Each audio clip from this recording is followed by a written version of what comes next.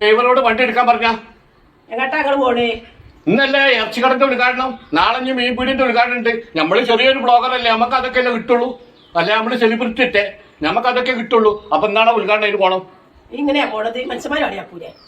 മനുഷ്യന്മാര് കളിയാക്കി ഇവിടെ ഏത് ഡ്രസ് ഇട്ട് കാട്ടി നമുക്ക് പോവാം. ഇന്നലെ കണ്ടിലേക്ക് Mathrubhumi channel, 24 channel, reporter channel, media വണ്ടി ചാനല്, മനോരമ ചാനലിലൊക്കെ പറഞ്ഞിട്ട് ഏത് ഡ്രസ് ഇട്ട് കാട്ടും എങ്ങനെ ഇറക്കാം, അത് ഒരു മൗലിക അവകാശമാണെന്ന് അതിനാരും ചോദ്യം ചെയ്യാൻ പറ്റില്ല. ഏത് ഡ്രസ് ഇട്ടോട്ട് ഏത് കോലത്തിലുമാണെങ്കിലും നമുക്ക് ആരും നമ്മളൊന്നും പറയില്ല. ആൾക്കാർ കളിയാക്കും മനുഷ്യൻ. ആൾക്കാർ കളിയാക്കി അപ്പൊ മുഖ്യമന്ത്രിനെ വിളിക്കണം. നമ്മളെ കളിയൊക്കെ നമുക്കെതിരെ കമന്റ് ഇട്ട് ചെയ്യുകയാണെങ്കിൽ അപ്പൊ നേരെ മുഖ്യമന്ത്രിനെ വിളിക്കുക. ഓര് വളഞ്ഞിട്ട് പിടിച്ചോളൂ. അത് നമ്മളെ പണിയല്ല, അത് മുഖ്യമന്ത്രിന്റെയും സർക്കാരിന്റെയും പണിയാണ്. അത് നമുക്ക് നോക്കേണ്ട ആവശ്യമില്ല. നമുക്ക് ഏത് ഡ്രസ് ഇട്ട് പോവാ. ഇന്നപ്പോ ഉദ്ഘാടനം, നാളെ കിട്ടാ ഒരു ഉദ്ഘാടനം, നാളെ മീൻപീടി ഉദ്ഘാടനം. എങ്ങനെയുണ്ടായിരുന്നു ഈ ഒരു വീഡിയോ? ആരെയാണ് ട്രോളുന്നതെന്നും എന്താണ് സംഭവം എന്നുള്ള കാര്യം പ്രത്യേകിച്ചെടുത്ത് പറയണ്ടല്ലോ.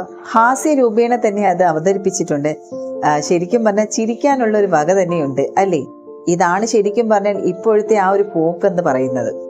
അപ്പൊ നമ്മുടെ ഹണിയും അതുപോലെ ബോബി ചെമ്മണ്ണൂർ, ഈ രാഹുൽ ഈശ്വർ, ഇവർ തമ്മിലുള്ള ഒരു യുദ്ധമാണ്, തുറന്ന യുദ്ധം തന്നെയാണ് ഇപ്പോൾ നടക്കുന്നത്.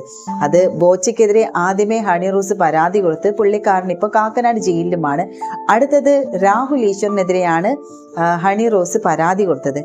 പക്ഷെ ആ ഒരു പരാതിയിൽ തന്നെ ഒരു ട്വിസ്റ്റ് ഉണ്ട്. എന്താണെന്നല്ലേ? എന്തായാലും നമുക്ക് ആദ്യം രാഹുൽ ഈശ്വർ പറയുന്ന കാര്യങ്ങളൊന്ന് കേട്ടു നോക്കാം.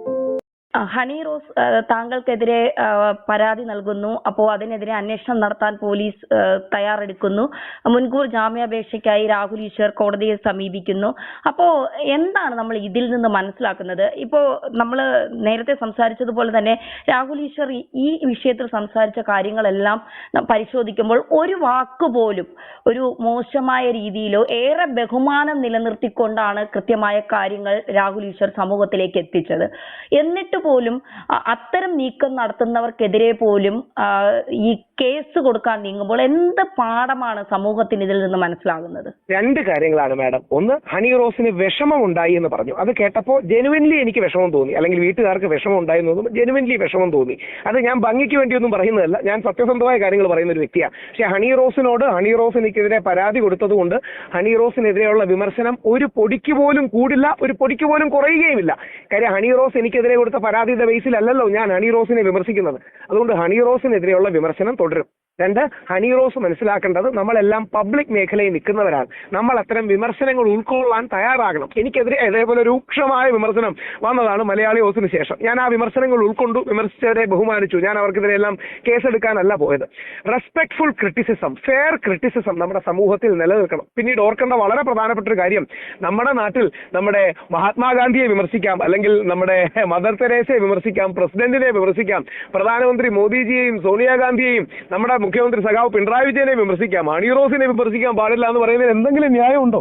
അതുകൊണ്ട് ഹണി റോസ് വിമർശനത്തിന് അതീതയല്ല എന്ന് ഹണി റോസ് തിരിച്ചറിയണം. രണ്ട്, ഹണി റോസിന് അങ്ങനെ വിഷമമൊന്നും തോന്നേണ്ട ഒരു കാര്യമില്ല. കാരണം ഹണി റോസിനെ മുഖ്യമന്ത്രി വരെ നേരിട്ട് വിളിക്കുന്ന, അല്ലെങ്കിൽ അത്രമാത്രം പ്രിവിലേജ് ഉള്ള, നമ്മുടെ നാട്ടിലെ നിയമ സംവിധാനം ശക്തമായി പിന്തുണയ്ക്കുന്ന 99% മാധ്യമങ്ങളും ശക്തമായി പിന്തുണയ്ക്കുന്ന ഒരു വ്യക്തിയാണ്. ഹണി റോസിന് അങ്ങനെ ഒറ്റപ്പെടലൊന്നും വ്യഥയും ഒന്നും വേണ്ട. പക്ഷെ വിഷമം ഉണ്ടെങ്കിൽ കൂടെ നിൽക്കുകയാണ് ഹണി റോസും രാഹുൽ ഈശ്വറും. കുറെയൊക്കെ പ്രിവിലേജ്ഡ് ബാക്ക്ഗ്രൗണ്ടിൽ നിന്ന് വരുന്നവരാണ് നമ്മളപ്പോ. അതേപോലെ ആ പ്രിവിലേജിനെ ഇല്ലാന്നൊന്നും നമ്മൾ പഠിച്ചിട്ട് കാര്യമില്ല. അതിശക്തമായി തന്നെ ഹണി റോസിന്റെ കേസിനെ കോടതിയിൽ നേരിടും. ആ രീതിയിൽ മുമ്പോട്ട് പോവുക തന്നെ ചെയ്യും. ഈ വസ്ത്രധാരണം എന്റെ മൗലിക അവകാശമാണ്, അതിനെ ചോദ്യം ചെയ്യാൻ ആർക്കും അവകാശമില്ല എന്ന് ഹണി റോസ് കഴിഞ്ഞ ദിവസം പറയുകയുണ്ടായി. അപ്പോൾ അത്തരത്തിൽ വസ്ത്രധാരണത്തിന്റെ പേരിലാണ് താൻ ഇത്തരത്തിൽ പല രീതിയിലുള്ള അധിക്ഷേപങ്ങൾ നേരിട്ടത് എന്ന് അവർ തുറന്ന് സമ്മതിക്കുന്നതിനോടൊപ്പം തന്നെ അത്തരത്തിൽ ഞാൻ വസ്ത്രമിടുന്നതിനെ ആരും വിമർശിക്കേണ്ട കാര്യമില്ല, അതെന്റെ മൗലിക അവകാശം എന്ന് പറയുമ്പോൾ ഇനി ഇക്കാര്യത്തിൽ ഒരാളും അഭിപ്രായം പറയരുത്. സ്വാതന്ത്ര്യം എന്റെയും മൗലിക അവകാശമാണ്. വിമർശന സ്വാതന്ത്ര്യം എന്റെയും മൗലിക അവകാശമാണ്. നമ്മൾ മറക്കാതിരുന്നാൽ മതി. വിമർശിക്കാനുള്ള സ്വാതന്ത്ര്യം ഇല്ലേ?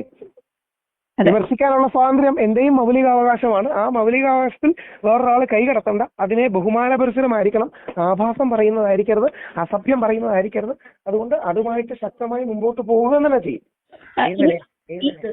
ഇപ്പൊ ഇതുമായി ബന്ധപ്പെട്ട് രാഹുൽ ഈശ്വറിന് മറ്റു വിഷയങ്ങൾ രാഹുൽ ഈശ്വർ പ്രതികരിക്കുമ്പോൾ കിട്ടുന്നത് പോലെയുള്ള ഒരു സപ്പോർട്ട് അല്ല, ഇതിൽ വലിയ രീതിയിലുള്ള സപ്പോർട്ടാണ് രാഹുൽ ഈശ്വർ എന്ന വ്യക്തിക്ക് സ്ത്രീ സമൂഹം നൽകുന്നത്, സ്ത്രീകളാണ് നൽകുന്നത്. ഒരുപാട് സ്ത്രീകൾ, ഒരുപാട് അമ്മമാർ ഈ രാഹുൽ ഈശ്വർ പറയുന്ന വീഡിയോ അല്ലെങ്കിൽ രാഹുൽ ഈശ്വറിനെതിരെ പലരും സംസാരിക്കുന്ന വീഡിയോയ്ക്ക് താഴെ വന്ന് ഇടുന്ന കമന്റുകൾ, രാഹുൽ ഈശ്വർ പറയുന്നത് 100% ശരിയാണ്, ഞങ്ങൾ ഇത്ര വയസ്സുള്ള കുട്ടിയുടെ അമ്മയാണ്, ഞങ്ങൾ ഫുൾ സപ്പോർട്ടാണെന്ന് പറയുമ്പോൾ ഒരുപാട് അമ്മമാരാണ്.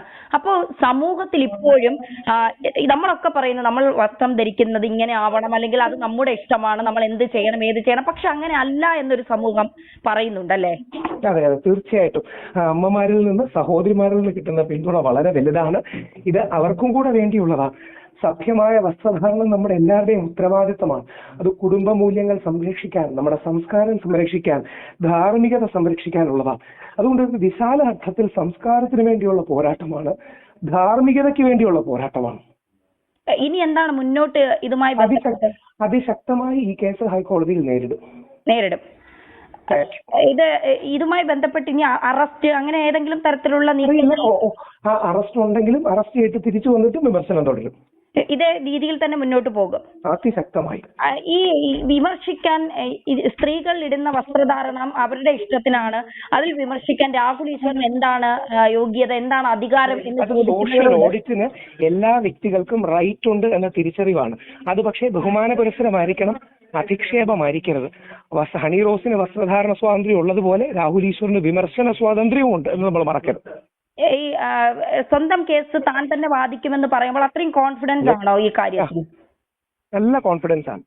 Okay, thank you. അപ്പൊ കേട്ടല്ലോ കാര്യങ്ങൾ എന്താണെന്ന്. ഇവിടെ അഭിപ്രായ സ്വാതന്ത്ര്യമാണ് വന്നിരിക്കുന്നല്ലേ. ഇപ്പം ഹണി റോസിന് അവർക്ക് ഏത് വസ്ത്രം ധരിക്കാനുള്ള ഒരു സ്വാതന്ത്ര്യം ഉണ്ടെങ്കിൽ അത് തന്നെയാണ് ഇവിടെ രാഹുൽ ഈശ്വറും പറയുന്നത്. ഒരു അഭിപ്രായം പറയാനുള്ള സ്വാതന്ത്ര്യം അദ്ദേഹത്തിനുണ്ട്. അതുകൊണ്ട് തന്നെയാണ് ഇപ്പൊ ഹണി റോസ് രാഹുൽ ഈശ്വറിനെതിരെ പരാതി കൊടുത്തിരുന്നല്ലോ. ആ ഒരു കേസ് ഇപ്പൊ എടുത്തിട്ടില്ല. കാരണം അത് വിശദമായിട്ടുള്ള പരിശോധനയിലാണ് നമ്മുടെ പോലീസ് സംഘം. അതൊരു അഭിപ്രായ സ്വാതന്ത്ര്യത്തിൽ വരുന്നതാണോ എന്നുള്ള കാര്യം. പിന്നെ വിമർശിച്ചു എന്ന് പറയുന്നത് അദ്ദേഹം ഈ ഒരു വസ്ത്രധാരണത്തെ കുറിച്ച് പറഞ്ഞിട്ടുണ്ടായിരുന്നു. അല്ലാതെ ഹണി റോസിനെ വിമർശിച്ചുകൊണ്ട് അദ്ദേഹം ഒന്നും പറഞ്ഞിട്ടില്ല. അദ്ദേഹം പറഞ്ഞത് ഈ ഹണി റോസിന്റെ വസ്ത്രധാരണത്തെ കുറിച്ചാണ്. അത് മലയാളികൾ എല്ലാവരും പറയാൻ ആഗ്രഹിച്ച കാര്യങ്ങൾ തന്നെയല്ലേ ഇത് ഇപ്പോഴും പറയുന്നത്. അപ്പൊ ഇവിടെ ശരിക്കും പറഞ്ഞാൽ രാഹുൽ ഈശ്വർ ഹണി റോസിന് നല്ലൊരു പണി തന്നെ കൊടുത്തിട്ടുണ്ട്. എന്തായാലും ഓൾറെഡി പുള്ളിക്കാരന്റെ തലയിൽ ഇപ്പൊ 2 കേസ് വന്നിരിക്കുകയാണ്. ഒന്ന് ഹണി റോസിന്റെ കേസും മറ്റൊരു തൃശൂർ സ്വദേശിയായ ഒരു വ്യക്തി, അയാളും ഈ ഒരു രാഹുൽ ഈശ്വറിനെതിരെ പരാതി കൊടുത്തിട്ടുണ്ട്. പക്ഷെ ഇവിടെ ഒരു കാര്യം ശ്രദ്ധിച്ചു നോക്കിയേ. ആദ്യം ഹണി റോസ് ബോച്ചയ്ക്കെതിരെ കേസുമായിട്ട് വന്ന ടൈമില് ഏറ്റവും കൂടുതൽ പിന്തുണ ഉണ്ടായിരുന്നത് ആദ്യം ഹണി റോസിന് തന്നെയായിരുന്നു. കാരണം ഹണി റോസ് ചെയ്തത് ശരിയാണ് എന്നുള്ള രീതിയിലാണ് ഒരുപാട് പേര് ആ സമയത്ത് വന്നിരുന്നത്. പക്ഷെ പിന്നെ ഇപ്പം ഈ ഒരു ബോച്ചയ്ക്ക് എതിരെ വന്നപ്പോൾ ഈ ബോച്ച ജയിലിലായതിനു ശേഷം ഇപ്പം പയ്യെ നമ്മുടെ ഹണി റോസിന്റെ പിന്തുണ കുറയുകയാണ്. കാരണം ഈ ഒരു മാധ്യമ പ്രവർത്തകർ തന്നെ പല പോളുകൾ ഇടുന്നുണ്ട്. ആ പോളുകളിലെല്ലാം ഹണി റോസിന്റെ പിന്തുണ കുറവും ബോച്ചെ അതുപോലെ രാഹുൽ ഈശ്വർ ഇവർക്കാണ് ജനങ്ങളുടെ പിന്തുണ ഏറ്റവും കൂടുതലുള്ളത്. മാധ്യമ പ്രവർത്തകർ തുടക്കത്തിൽ തന്നെ ആരെയാണ് സപ്പോർട്ട് ചെയ്തിരുന്നുള്ള കാര്യം നമുക്ക് പച്ചയായിട്ട് തന്നെ അറിയാല്ലേ, നമ്മളതെല്ലാം കാണുന്നതല്ലേ. ഇപ്പം വന്നപ്പോൾ ജനങ്ങളുടെ പിന്തുണ ആരിലാണ് എന്നുള്ള കാര്യം ഈ മാധ്യമ പ്രവർത്തകരും അറിഞ്ഞു തുടങ്ങി. എന്തായാലും നമുക്ക് ഈ ഒരു കേസുമായി ബന്ധപ്പെട്ട് അപ്ഡേഷൻ ആയിട്ടുള്ള കാര്യം എന്താണെന്ന് നോക്കാം. കേസിൽ ഒരു സമൂഹ മാധ്യമത്തിലൂടെ അല്ലെ ചാനലുകളിലൂടെ ഒരു അഭിപ്രായം പറഞ്ഞു എന്നുള്ളതാണ് പോലീസിന്റെ നിരീക്ഷണത്തിലുള്ള കേസ്. അതുകൊണ്ട് തന്നെ ഇതൊരു പണിഷബിൾ ഒഫൻസ് ആണ്. പക്ഷേ അതിന് ഈ പറഞ്ഞതുപോലെ ജാമ്യമില്ലാത്ത വകുപ്പിൽ പെടുത്താനുള്ള ഒരു സാഹചര്യമില്ല എന്ന് തന്നെയാണ് പോലീസ് നിരീക്ഷണം. അതുകൊണ്ട് മാത്രമല്ല ഇതിൽ നിയമോപദേശം തേടിയിട്ടുണ്ട്. നിയമോപദേശത്തിന് മറുപടി കിട്ടിയ ശേഷം ഇതിൽ എന്തെങ്കിലും നടപടികൾ ഉണ്ടാവുകയുള്ളൂ. നിലവിൽ ഈ കേസുമായി ബന്ധപ്പെട്ടുള്ള അന്വേഷണങ്ങൾ തുടങ്ങിയിട്ടുണ്ട്. അതേസമയം ഇതൊരു നോട്ടീസ് നൽകി അവസാനിപ്പിക്കാവുന്ന പരാതി മാത്രമാണ് ഹണി റോസിന് രാഹുൽ ഈശ്വറിനെതിരെയുള്ള പരാതി എന്നുള്ളത് തന്നെയാണ് പോലീസിന്റെ നിരീക്ഷണം. മാത്രമല്ല നിയമോപദേശം കിട്ടിയ ശേഷം മാത്രമേ ഇതിൽ മുന്നോട്ട് എന്തെങ്കിലും ചെയ്യാനുള്ളൂ എന്നുള്ള കാര്യം. മാത്രമല്ല രാഹുൽ ഈശ്വർ ഇതുമായി ബന്ധപ്പെട്ട് അറസ്റ്റിന് അതായത് നീക്കമുണ്ട് അല്ലെങ്കിൽ അറസ്റ്റിനുള്ള സാധ്യത മുന്നിൽ കണ്ട് മുൻകൂർ ജാമ്യത്തിനുള്ള അപേക്ഷ ഹൈക്കോടതിയിൽ സമർപ്പിച്ചിട്ടുണ്ട്. അതേസമയം ഇന്ന് ജാമ്യാപേക്ഷ നാളെ പരിഗണിക്കാനാണ് മാറ്റിയിരിക്കുന്നത്. ഈ മുൻകൂർ ജാമ്യത്തിന്റെ ആവശ്യം, അതായത് ജാമ്യമില്ലാത്ത കേസുകളിൽ അറസ്റ്റ് ചെയ്യപ്പെടുകയോ അങ്ങനത്തെ ഒരു സാഹചര്യം വരുമ്പോഴാണ് സാധാരണയായി മുൻകൂർ ജാമ്യം നൽകുകയോ മുൻകൂർ ജാമ്യം തേടുകയോ ചെയ്യുന്ന സാഹചര്യം ഉണ്ടാകുന്നത്. ആ സാഹചര്യം നിലവിൽ എന്തായാലും രാഹുൽ ഈശ്വറിന് ഇല്ല എന്ന് തന്നെയാണ് പോലീസ് നിലപാട്.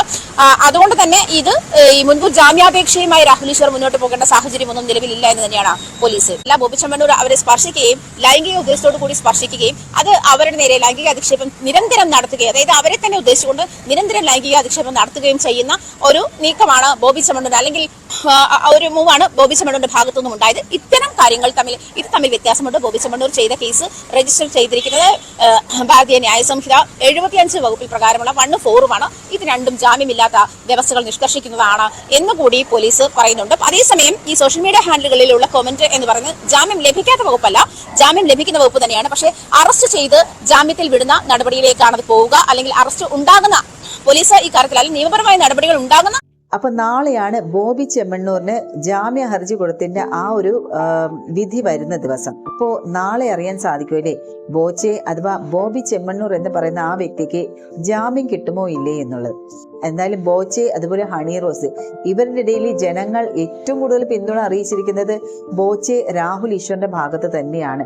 പ്രത്യേകിച്ച് ഹണി റോസിന് പിന്തുണ അറിയിക്കുന്നില്ല എന്നല്ല, ഹണി റോസിനെ പിന്തുണയ്ക്കുന്നുണ്ട്. അവരൊരു സ്ത്രീ എന്നുള്ള പരിഗണനയിലാണ് എല്ലാവരും പിന്തുണയ്ക്കുന്നത്. പക്ഷേ അവരുടെ വസ്ത്രധാരണത്തെ കുറിച്ച് നോക്കുമ്പോൾ ആ ഒരു കാര്യത്തിൽ മലയാളി ജനതകൾ മുഴുവനും എതിരാണ്.